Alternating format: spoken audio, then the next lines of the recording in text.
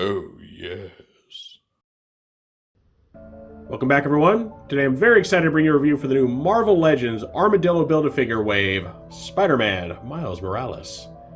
So unlike the other figures in this wave, this is not an MCU or comic book character. This is Miles Morales from the video game, which itself is kind of an, what do you call it, expansion or sequel to the PS4 Spider-Man game that, got re-released on PS5, but now has, all new story content centered around a different Spider-Man, Miles Morales.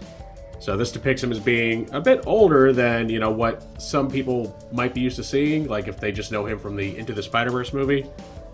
He's a bit more full-grown here, and, as such is about the same size as Peter Parker's Spider-Man. So this definitely makes him a pretty interesting addition to this wave. That being said, if you've seen my reviews before, you know this goes. We're going to take a look at Miles' packaging, then we'll open it up. We'll see the figure itself, we'll get a quick look at the Armadillo Build-A-Figure piece, and then we'll check out all of Miles' posability, his accessories. Naturally, I'll be doing plenty of group shots and comparisons today, and then at the end of the video, I'll give my final thoughts.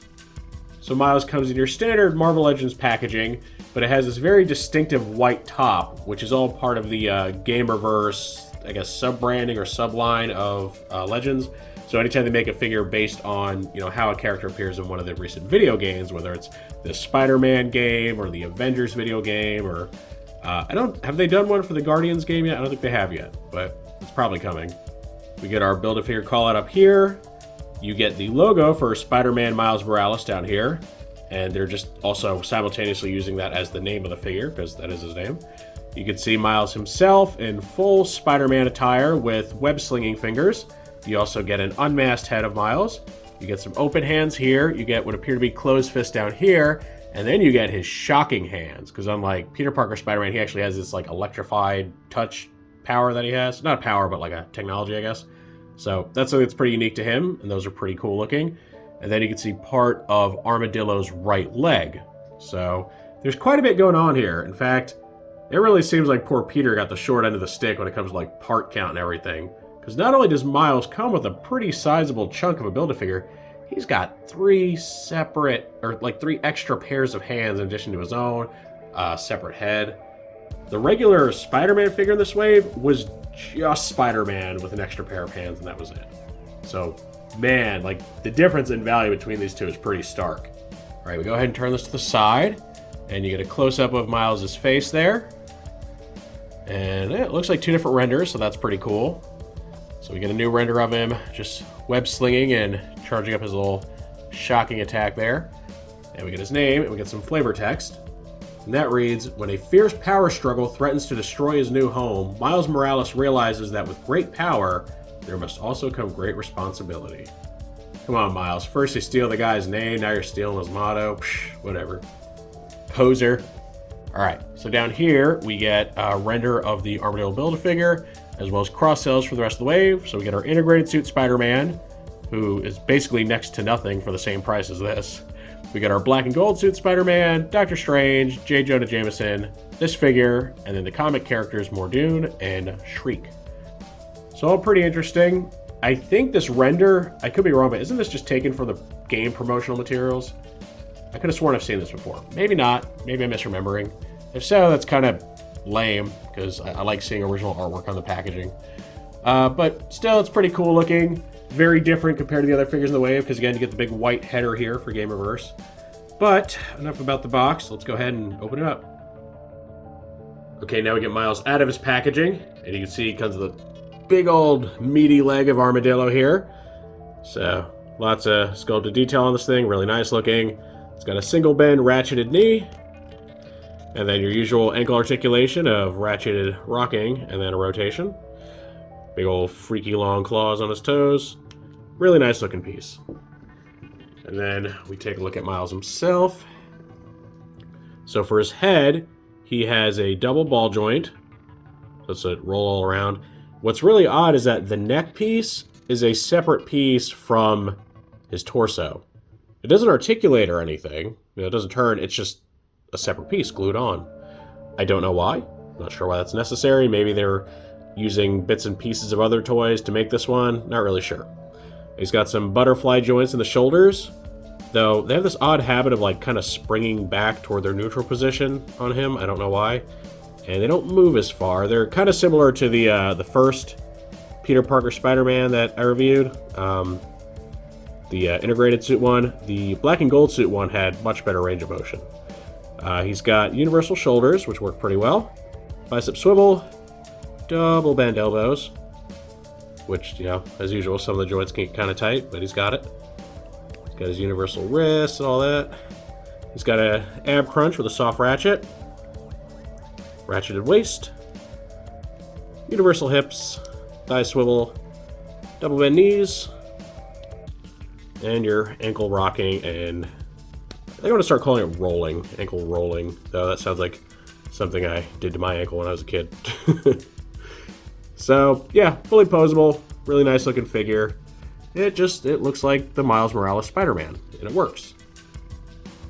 Now you can see here he has no shortage of accessories to help customize him for different, you know, poses, photos, all that. So first, let's go ahead and pop the masked head off here. Put just the regular Miles head on there, so you can see what he looks like. His eye, the paint on his left eye looks a little off, like it's a little too light on the, almost like there's not a pupil there. Might just be the light though. Sculpt is nice though, looks just like Miles and how he looks in the game. Sits a little high on the neck, which kind of bothers me, makes it look a little disjointed. It's okay. I'm not gonna go and like swap each and every like hand on here. So let's just first, we'll take off the web slinging hands. We'll give him one closed fist. Like that, so you can see how that looks. So you could like punch or be dramatic. And we'll give him one of the open hands. These all have some really nice sculpted detailing on the fingers and all that. Really helps give his suit that realistic look. I like that. So you can get, you know, some combination of these, or we can put his shocker hands on there. So pop these off, and these are molded in all clear plastic, so, you know, be mindful, be careful. The little electrical effects here on the end, they're very soft. They have a lot of give, which on the one hand that's good, which, you know, they can move out of the way pretty easily, not get stressed too easily, but that also means that they're not very durable. So I would just exercise some caution with these hands. You know, make sure you don't force them on, don't put them in a position where like this part can break off. Once you get them on there, they look really good. And they can rotate around. You know, the electricity just kind of moves out of the way of his forearm as you rotate it. They look really neat, and they help highlight an ability that Miles has that helps separate him from the original Spider-Man. You know, kind of helps make him his own hero, his own entity. And here's a shot of Miles Morales Spider-Man with Peter Parker Spider-Man. Now these two don't exist in continuity with one another, right? Miles is from the Spider-Man video game, which is completely separate from the MCU, and takes, I think, its cues more so from the comic books than it does the actual Marvel Cinematic Universe. But this does make for an interesting inversion, because typically Peter Parker is bigger than Miles Morales, because Peter, you know, in continuity would be older than Miles. By the time Miles Morales becomes Spider-Man, Peter's already an adult. So it does make for a very interesting switch up of the norm, because in the MCU, Peter Parker, he's still in high school. He's still quite young. Plus, Tom Holland's just not the biggest guy anyway, which is why, you know, he's actually pretty good for playing a teenager in high school. Miles Morales in the video game, however, is a bit older and taller than the Miles that I guess most casual fans would be acquainted with, which is the one from Sony's Into the Spider-Verse. Right? He was depicted as being, you know, a rather small guy, whereas Peter was a big grown man. So it is funny seeing, you know, this weird time inversion thing going on. But I wanted to just give a look at, you know, the general differences in the style between these two. You know, Miles typically wears an inversion of Spider-Man's colors. I've been saying the word inversion a lot lately. So instead of being red with like black webbing, he's black with red webbing and a red, you know, spider symbol and all that.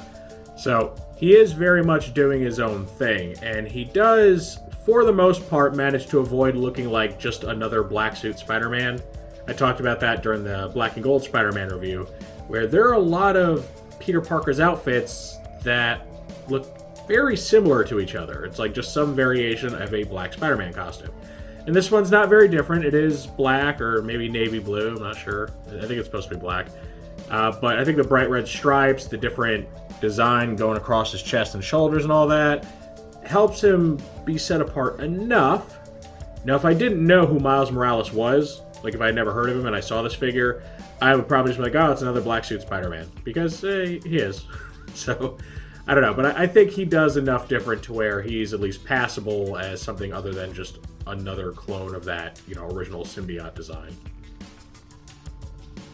And just for fun and to show off his abilities, here's a shot of Miles zapping the comic book villain Despair with his electrical touch.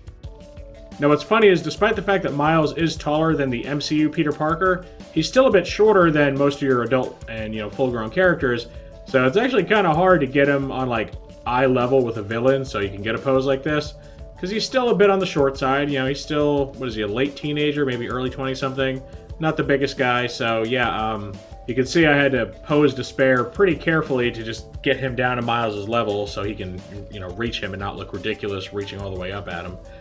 But I think this makes for a pretty good shot. I thought about using Morlun for this, but I didn't really want to spoil him since his review's next. So yeah, we get Despair for this one, and I think it came out pretty good. I like it. And this completes our look at the new Miles Morales from the Armadillo wave of Legends. I do like this figure a lot. I think it's probably the best Spider-Man figure to come out of this wave as far as just part count and everything. He has the swappable head, which is something the other two Spider-Man do not come with. He has a multitude of hands to use, including those really cool electroshock hands. Very posable, great proportions, he's very stable. I like this guy. It's a little weird because he's the only Gamerverse figure of this entire wave. Everyone else is either MCU or comic book. So he's kind of his own standalone here, which is, it's a little odd. Kind of puts him out of place. But, I mean, he looks comic book enough to where he looks totally fine just hanging out with your other guys, your, comic book inspired guys. But also looks MCU enough because of the texturing on him that he could pass for an MCU character too. So I think he kind of exists in this weird in-between, but that might actually work for his benefit because he can go in either type of collection. So I very much think he's worth picking up. He's one of the cooler figures in the wave so far, especially, I can't get over the hands. I love the cool shocker hands. They're like really nice touch. So I think you should definitely get this guy if you're interested in, Spider-Man, Miles Morales, or you just want to complete this wave. I think he'll be one of the more satisfying figures you get out of it. So yeah, personally, I recommend him very much. Of course, that is just my take on Miles. So now I want to know what you all think. Do you think this is a good figure? Do you think this is a good representation of the character? Do you mind the fact that he is a Gamerverse character in a wave of MCU and comic characters? Does that bother you at all? Or does he work well enough in either of those genres for you to be like, nah, whatever, I'll put him in this one or I'll put him on that one? Any and all feedback's always welcome in the comments section. If you enjoyed this review, make sure to toss it a like. Let YouTube know you want to see more stuff like this. If you do want to see more like this, make sure to subscribe and hit that notification bell so you always get a heads up when I post something new. I thank you for joining me for this look at the new Marvel Legends Armadillo Wave Miles Morales. With all that said, I will see you next time.